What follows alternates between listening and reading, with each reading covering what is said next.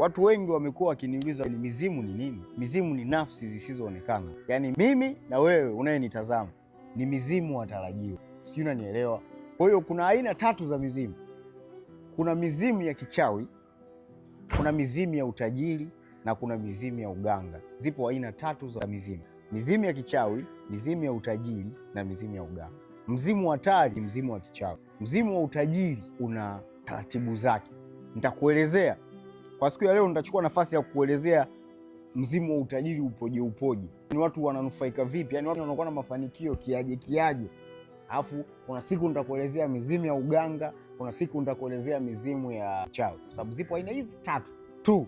Sio, nielewa? Kwa hiyo familia nyingi zenye maagano ya utajiri, miiko yao mikubwa ni kuto kuoa mbali na kabila lako. Yaani usiruhusiwi kuoa kabila lingine. Yaani kama wewe ni Mkinga basi lazima umtafute Mkinga. Kama wewe ni Mchaga lazima umtafute Mchaga. Kama wewe ni Mbena kama mimi lazima nioe Mbena. Siruhusiwi kuoa kabila lingine. Kwa sababu ukioa kabila lingine unaleta tamaduni, yani unaleta mila nyingine ndani ya familia, na wakati familia tayari imeshafanya maagano na mizimu ya utajiri. Kwa hiyo ni kitu ambacho hakiruhusiwi. Ukithubutu kuoa kabila lingine, basi jua hakuna chamano utakachokifanya, otherwise utavunja maagano ya familia. Yaani hizi ni zile familia ambazo zinakuwa zimefanikiwa kielimu. Maana elimu ni maisha. Kuna zingine zimefanikiwa kibiashara. Ukifanikiwa kibiashara ni maisha. Kuna zingine zimefanikiwa katika upande wa kipaji. Ukifanikiwa kwenye kipaji maana yake ni maisha.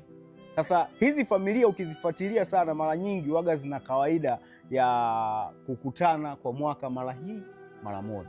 Ukishasikia mtu anakuambia kuwa tuna kikao cha familia tarehe 20 mwezi wa 12 au mwezi wa 11 au mwezi wa 10, jua kuwa wanakutana kwa ajili ya kwenda kufanya mila zao. Kuna utaratibu wa mila zao kama familia ili kuendelea kuhudumisha na kuendelea kusimamia agano ambalo walishalifanya mababu na mababu nyuma.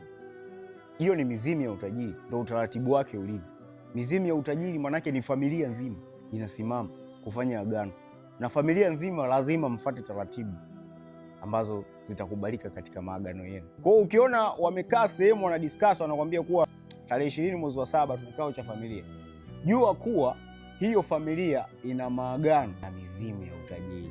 Sasa watu wa namna hiyo brother, huwezi kuwaroga. Yaani ukiona yaani ukishaona tu umekaa umesikiliza tu kuna kikao cha familia, ujue mtu wa namna hiyo kumroga ni ngumu. Na akipanda juu mjomba hawezi kushuka. Hata ufanye nini. Ni mbinde hawezi kushuka, akipanda amepanda. Yaani mafanikio ya aina yoyote yale yatakao kuja mikononi mwake huwa hawezi kurudi alikotoka. Kwa sababu koo hiyo ilikuwa ina maagano yale ambayo yamesimama.